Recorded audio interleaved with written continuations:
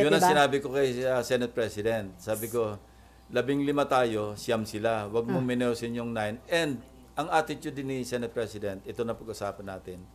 Huwag natin baliwalain kasi mga kapwa senador yan. Tratuhin natin sila, ikaw, kasi you are the Senate President of the entire Senate, of all the 23 other senators. Dapat yan, and he agreed, ganyan naman talaga yung attitude niya, no?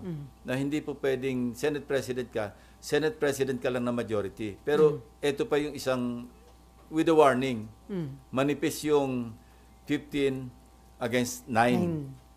Baka bukas makalawa, ikaw naman yung kinuko. No? Kaya yung naging biruan nga dyan, wag mong kukunin majority leader si Joel Villanueva kasi 2 beses ng majority leader yan na nakuko yung kanyang Senate President. Pero so doon sa Aminado naman siya eh.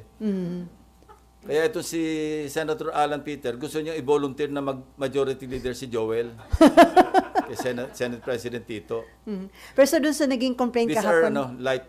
light moments lang ito. Pero doon sa naging complaint ng minority, doon sa naging decision tungkol kay Bryce, sa tingin nyo, doon napakita rin yung mahusay na leadership ni Tito Sotto na ang naging ending, pinalipat sa Pasay City Jail. Yes, parang sabihin natin Solomonic, ano? Pero temporary yun eh. Kasi pag-uusapan nga namin, after ng hearing sa Thursday, or even before, kung hiramin siya ng House, ang recommendation ko nga is diretso na lang dito sa Senate. Mas mainam na rin dito, at least wala na tayong gastos sa gasolina pag may hearing, ano? May escort pa. Mas mainam na nandito kasi meron naman kaming facility rito eh.